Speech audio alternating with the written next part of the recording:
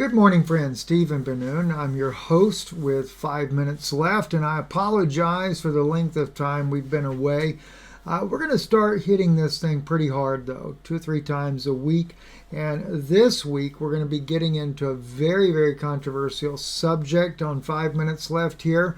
And we're going to be talking about the way Sarah actually looked. Now, I'm on the Dead Sea Scrolls, and sadly enough, though, when it comes to 1Q20, that is the Genesis scroll there found in the Dead Sea Scrolls, the oldest book of Genesis known, a lot of the fragments they don't make available. So column 20 is one of those fragments, and this is where we get the description of what Sarah looked like.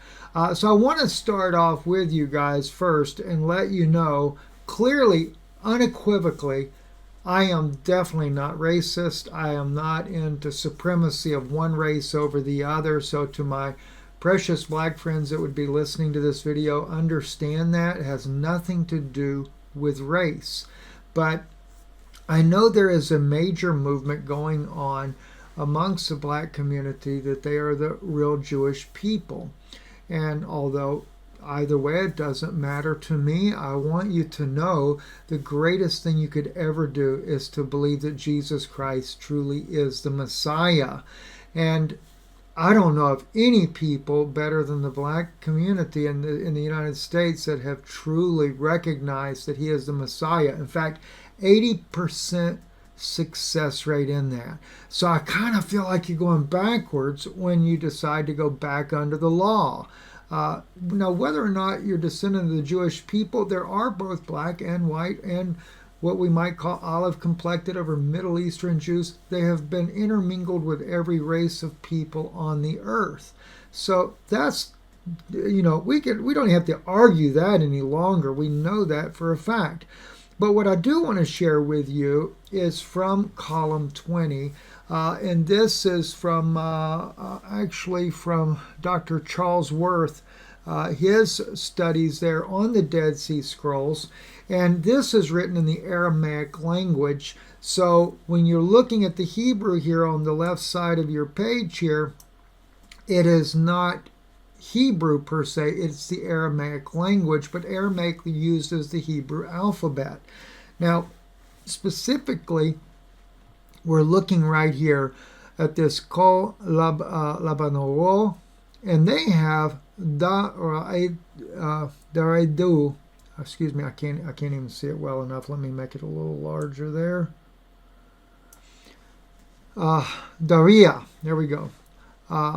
Lavana, Dara'aya. Now, the Aramaic and Hebrew words were very close to the same. Like Lavan is the word white, Kol is the word for all. And this is, even in their own notes, a didograph. They believed it was a doubling of the letters. We don't have the original source to look at, but I don't know of any word in the Aramaic language that would even remotely closely come to the word complexion or beautiful. In fact, the word beautiful is not even in the context here, but it does talk about how she looked. And this was Pharaoh's men describing Sarah to Pharaoh that made him desire her. They were the ones that were saying her forehead and soft hair of her head, how graceful are her eyes, and how attractive her nose, and every blossom of her face is radiating beauty. How graceful are her breasts, and how beautiful her all-white complexion, and perfect they are. Now, again, it's describing her complexion as white. All right, and it does. Now, even in Aramaic, it does use the word white. It's the same in Hebrew, Lavan. But the question really comes, and this is my debate here, is the Dara'aya.